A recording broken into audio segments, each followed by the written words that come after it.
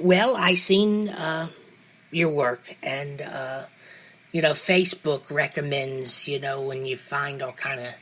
That's how I contacted you Mhm. on Facebook, and it seemed interesting, and I, gave it a shot. Reached out to you, and you said sure. And I know we've been trying for a while to do the interview. I know we were back and forth. I got busy, then you got busy, and just we finally are just doing it. And I'm glad we. Yeah, literally this past weekend, I just moved into a bigger place because where I was before was too cramped. With the coronavirus pandemic, everything changed because the school where I worked, part of the building we used for the studio to record, but I don't have access to the building anymore.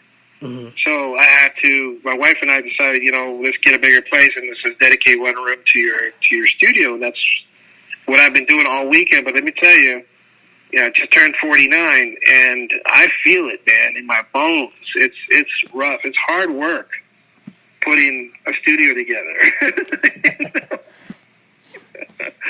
Yeah, I got you by 30 years there, Trey. And believe me, I feel it. Yeah, I'll be 20 in August, so I'm catching up there. It probably will come sooner All than right. people think. All right. Well, listen, you're doing a good thing, Trey, and I know I've seen your stuff around too, the oldies stuff that you do, and I think it's terrific. It's aside from whatever challenges you face, we all have some. Yeah, absolutely. You're having some moderate success, and that's something that everyone should applaud. Absolutely. I always focus on the positive, and Oh yeah. you do have negatives in your career, but you can't let that catch you down. And failure can be a wonderful thing because you can learn from it, and learn not to do it that way again. Well, I think one of the things that I find disappointing is that in the success that we've experienced as a show, we've gotten kind of like the cold shoulder from other other dramas or other shows, and I think maybe it's because I don't know, maybe they're jealous. I don't know, but there's certain people that want to meet certain thresholds and they haven't, and for whatever reason, that's a shame, because I try to help out as many shows as I can. Absolutely. And I think it's a little unfortunate that people get real testy about these things, and that jealousy or envy or whatever you want to call it sometimes clouds their judgment, their better judgment, because there's more to gain by us being partners than it is for us to ignore each other. Certain part of the communities will be very supportive, and others will just you don't exist to them. Absolutely. But they all put on this big, happy, smiley face about how we need to be all inclusive. Isn't that great? Isn't that nice? But in practice, it's not always that way, and it could be because they're busy. Who knows? But it's just been my experience that I think the community would grow better. It would grow faster if more people would support each other, as opposed to just saying that they do.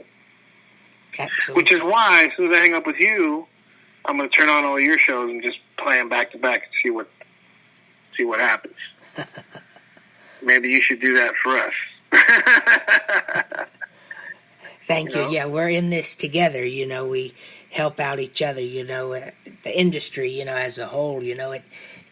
It's a competition in a way, but you can't just do it alone. Well, sure, but there may be people in and that's why I always include podcast promos. In fact, if you have a promo, send one to me. I'll put it in the next season. Oh, okay. Thank you. I always put promos for other shows because I know that some of our audience will go and listen to other shows if we tell them that, hey, check these guys out.